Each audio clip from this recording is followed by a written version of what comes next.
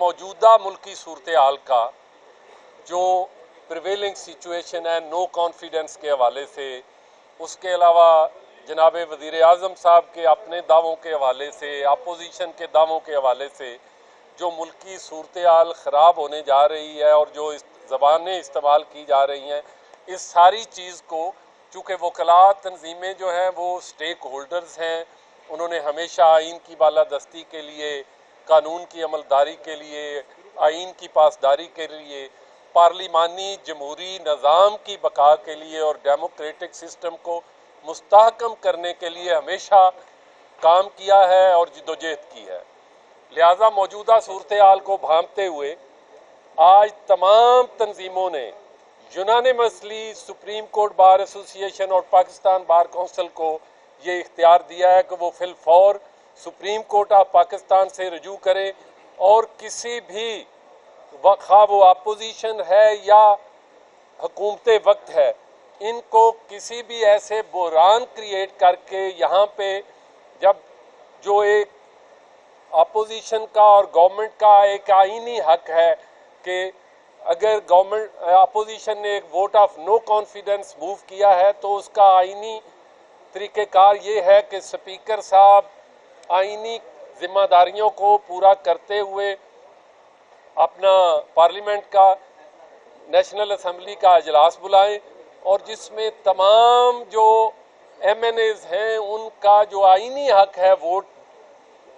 Exercise करने का, वो उनको हक दिया जाए और किसी किस्म की कोई रुकावट जो है रास्ते में नहीं होनी चाहिए। इसी तरह जैसे आपने देखा वज़ीर आज़म साहब ने ऐलान कर दिया है कि जी 10 लाख लोग होंगे। वज़ीर इंफॉर्मेशन कहते हैं कि जी जो आएगा वो यहाँ से 10 लाख में से गुजर के जाएगा और 10 लाख में से वापस जाएगा, उसको हिसाब देना होगा। इसी तरह दूसरी तरफ PDM के जो सरबराह हैं जनाब मौलाना फजलुर रहमान साहब, उन्होंने ऐलान कर दिया है कि जी तमाम मुल्क से लॉन्ग मार्च करके नुमाइंदे यहाँ, मैं ये समझ हमारी बार एसोसिएशन का ये मौक़िफ़ है कि ये ऐसी चीज़ को नज़र आ रही है जिससे एक संगीन आईनी बुहरान पैदा हो सकता है और इस चीज़ को अवॉइड करने के लिए हम ये मुतालबा करते हैं इन तमाम पॉलिटिकल पार्टीज से भी और गवर्नमेंट से भी कि जब तक आपका नो कॉन्फिडेंस का एक आईनी तरीक़ेकार से मसला हल नहीं हो जाता, यहाँ आप लोगों को इस्लामाबाद में इकट्ठा करने से गुरेज करें, ताकत के इस्तेमाल से गुरेज करें, ताकि जो अब इस मुल्क के शहरियों का हक है, इस मुल्क के supreme court bar supreme court और पार्लियामेंट हाउस को किसी हवाले से ब्लॉक नहीं करें। अगर किसी ऐसी अब इसी चीज़ को अवॉइड करने के लिए हम पिटीशन फाइल कर रहे हैं कि एक रिस्ट्रेनिंग आर्डर पास किया जाए कि इस तरह के गैर जमहूरी अमल से कोई ऐसा गैर आईनी बुहरान पैदा होगा तो ultimately sufferer will be the nation, sufferer will be the whole country. और वकला तंजीमें हमेशा इस जिद्दोजहद के लिए काम करती रही हैं और करती रहेंगी। इसी तरह बाकी इश्यूज़ जो हैं supreme court bar, Islamabad high court बार के हवाले से जो एक वकला कम्युनिटी का इशू चल रहा है, उस पर हमने डेलिब्रेट करके रेजोल्यूशन यूनानिमसली पास किया है और वकला की जो बाकी मुतालबात हैं उनके हवाले से बात किया है। तो मेनली आज का हमारा जो एजेंडा था जिस पे हमने आज रेजोल्यूशन यूनानिमस पास किया है, आप देख रहे हैं इसमें तमाम high court bar association, Lahore high court bar association, vice chairman Islamabad high court bar, vice chairman Punjab bar council, vice chairman KPK, इसी तरह बलोचिस्तान से मुल्तान जनाब लाहौर हाई कोर्ट बार के प्रेसिडेंट हैं जनाब सरदार अकबर अली डोगर साहब, आदिल मुश्ताक है प्रेसिडेंट जो हैं, वो शुएब शहीन साहब जो हैं वो मेरे साथ खड़े हैं मेरे। तो मैं समझता हूँ कि इसी तरह बहलोल खटक साहब हैं KPK Peshawar high court bar association से, साबर तनोली साहब हैं एबटाबाद बार एसोसिएशन, दारुल कज़ा के प्रेसिडेंट जो हैं वो मौजूद हैं। इसी तरह तमाम सेक्रेटरीज मौजूद हैं, शाहब सरकी साहब सिंध हाई कोर्ट बार के प्रेसिडेंट मौजूद हैं, मोहम्मद सोमरू साहब, उमर सोमरू साहब, तकरीबन तमाम के तमाम जो नुमाइंदगी जो है वाइस चेयरमैन साहब आपके सामने मौजूद हैं पाकिस्तान बार काउंसिल के, और हमने होस्ट किया। इन्हीं गुजारिशात के साथ हम समझते हैं, हमने एक और भी मुतालबा किया है कि बार काउंसिल और बार एसोसिएशन से भी स्पीकर को हम रेजोल्यूशन भी भेज रहे हैं, लेटर भी भेज रहे हैं, और हम ये भी समझते हैं कि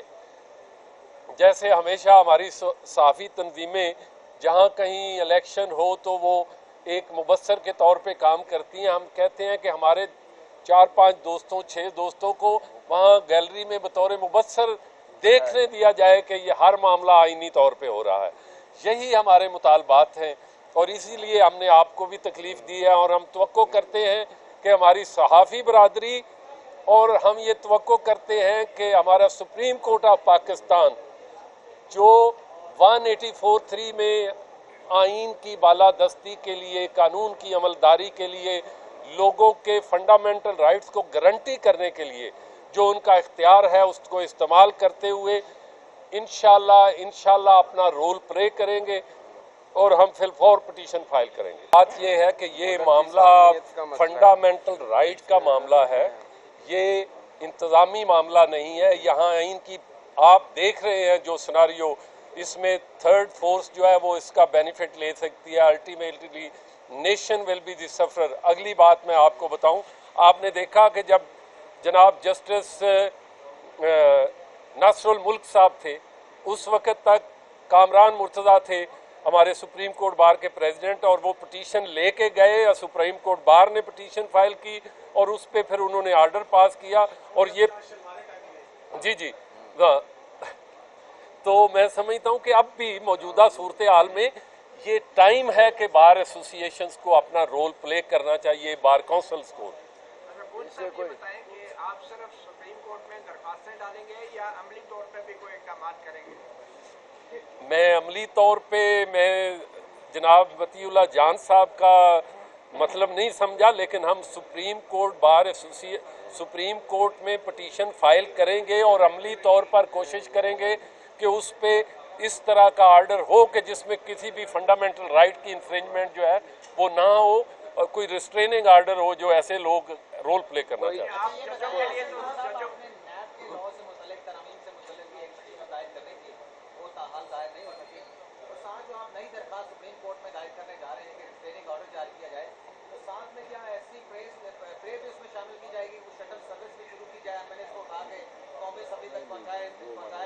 वो ये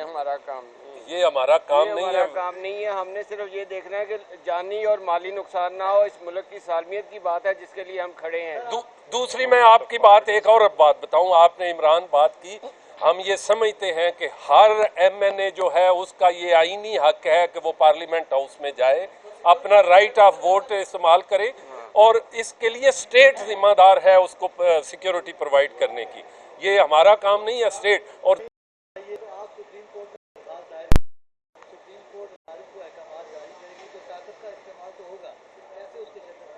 देखें सुप्रीम कोर्ट जब रिस्ट्रेनिंग ऑर्डर पास करती है तो सुप्रीम कोर्ट, आपको भी पता है हमें भी पता है कि जब आपकी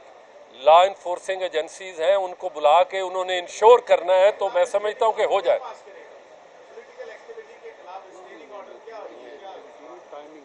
ये पॉलिटिकल एक्टिविटी के खिलाफ नहीं है। हमने सिर्फ और सिर्फ ये कहा है कि किसी भी शहरी के बुनियादी इंसानी हुकूक सलब ना किए जाएं और सुप्रीमेसी ऑफ कॉन्स्टिट्यूशन और रूल ऑफ लॉ को कंप्रोमाइज ना किया जाए। हमारा सिर्फ ये मुतालबा है। पॉलिटिकल एक्टिविटी वो कर रहे हैं, वो करें, वो जलसे करें, रास्ते बंद ना करें, सुप्रीम कोर्ट और पार्लियामेंट में जाने वाले रास्ते बंद ना करें, और तसादुम का ऐसा कोई सिलसिला ना पैदा किया जाए जिससे तीसरी ताकत फायदा उठाए। मैं आपकी बात जो सदीकी साहब ने बात की, इसको आगे थोड़ा सा आपको बात करते चलें। जो आप कह रहे हैं कि इनको आप किसी DC को कहें या फलां को कहें, बात ये है कि आप देख रहे हैं जिस लेवल पे प्राइम मिनिस्टर ने बात की है, मौलाना फजलुर रहमान साहब ने बात की है, पॉलिटिकल पार्टीज एक लेके आ रही हैं, ये रोज़ जलसे करते हैं, रोज़ करें, लेकिन जब एक आईनी हक कुछ MNAs ने या किसी पॉलिटिकल पार्टीज ने तो उस आईनी हक को इस्तेमाल करना हर उस फोरम पे हर बंदे का हक है और वो कर रहे हैं। तो इसमें कोई इसके रोकने के लिए अगर जलसा किया जाए तो मैं समझता हूँ कि that amounts to abrogation and subversion of the constitution. आप कॉन्स्टिट्यूशनल राइट को जब स्टॉप करने की बात कर रहे हैं तो आप कह रहे हैं इमरान खान 27 मार्च को जलसा करके आइन से इनहराफ करेंगे। मैं समझता हूं कि अगर आईनी किसी हक को वो रोकना चाहते हैं तो वो करें। जब ये हो जाएगा नो कॉन्फिडेंस, उसके बाद डीसी जो चौक है उसके अलावा बेशक आप जिधर मर्जी करें, लेकिन बात यह है कि आप ओवर करके एक कॉन्स्टिट्यूशनल राइट को रोकने की कोशिश करें तो ये खिलाफे आएंगे। सब ये बताएं कि सुप्रीम कोर्ट बार एसोसिएशन की डिफेक्शन या लोटापने के हवाले से क्या सरकारी पॉलिसी?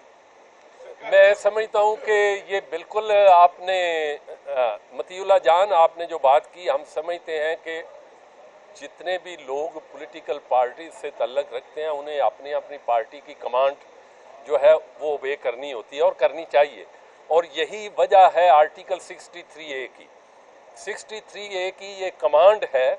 कि आर्टिकल 63A में अगर कोई MNA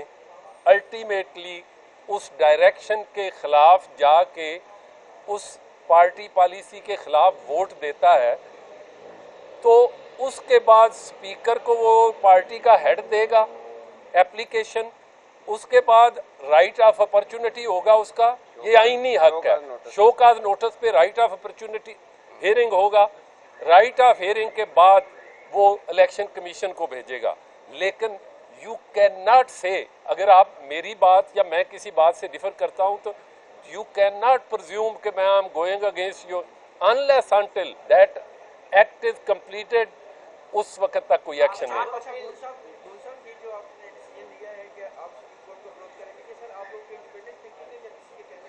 ये सारी हमारी बुकला कम्युनिटी की ये आज आपने देखा आपने भी कल जो है आर्मी चीफ और चीफ जस्टिस से अपील की थी जी, उनका हमें नहीं पता उन्होंने की थी। आज सारी की सारी वकलात तंजीमें इलेक्टेड बॉडीज़ थी। हमने इसलिए ये किसी एक का इंडिविजुअल का हिस्सा नहीं है, किसी एक इंडिविजुअल का फैसला नहीं है। आज हमने यूनानिमिटी के साथ ये, इसलिए ये हमारा किसी के कहने की ज़रूरत नहीं है, ये बार का अपनी एक राय है और बार हमेशा रूल ऑफ लॉ के लिए जिद्दोजहद करती रही है, बार हमेशा आइन की बालादस्ती के लिए काम करती रही है। तो इन्हीं गुजारिशात के साथ तो आप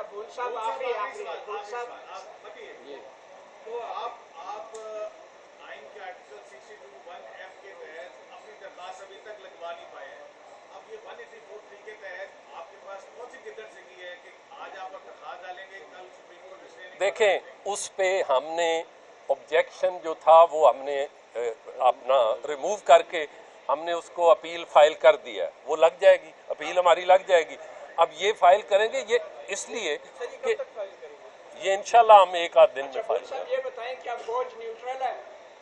ये तो मतीउल्लाह जान ही बता सकता है फौज न्यूट्रल है। आप बताएं ना आपके ख्याल से। इस आज की आपकी प्रेस कॉन्फ्रेंस से लग रहा है कि आप न्यूट्रल हैं। जी बिल्कुल न्यूट्रल है हम।